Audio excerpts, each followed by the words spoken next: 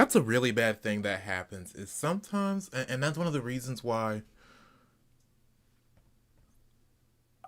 I have my own irksomes with Adobe Animate, and it may just be because I do like a lot of chicken scratch when I'm drawing. But there's like this really bad thing that happens with Adobe Animate, and it's like this entire, I don't know, glitch, I guess, where if you make too many hash marks, what the software does is it will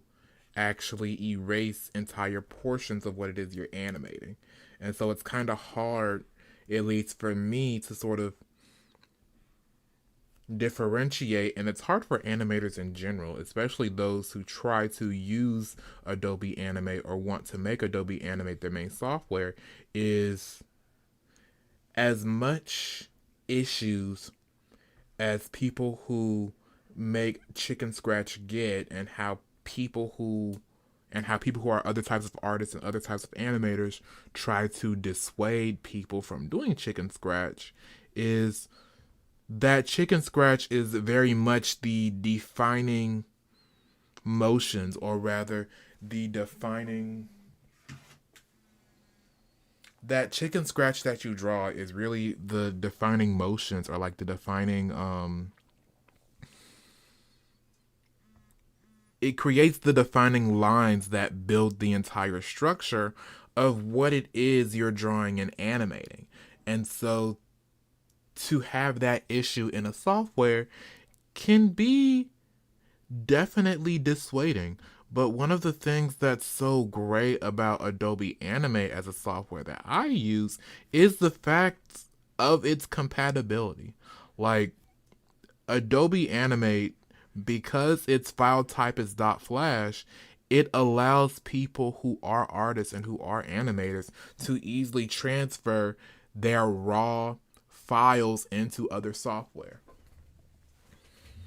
It allows for the most flexibility and the most, what's the word? But not just flexibility, it also allows for the most manipulation when you're working on projects. Because in most compositors, if they were to use a different software,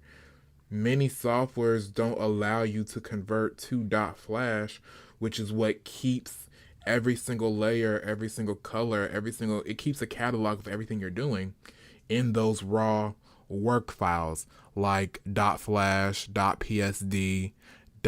.ai, which is Adobe Illustrator. Like, those raw files you can then take into another Adobe software and easily manipulate it and adjust it, and it keeps everything consistent. And that's why Adobe Animate is my preferred software when I'm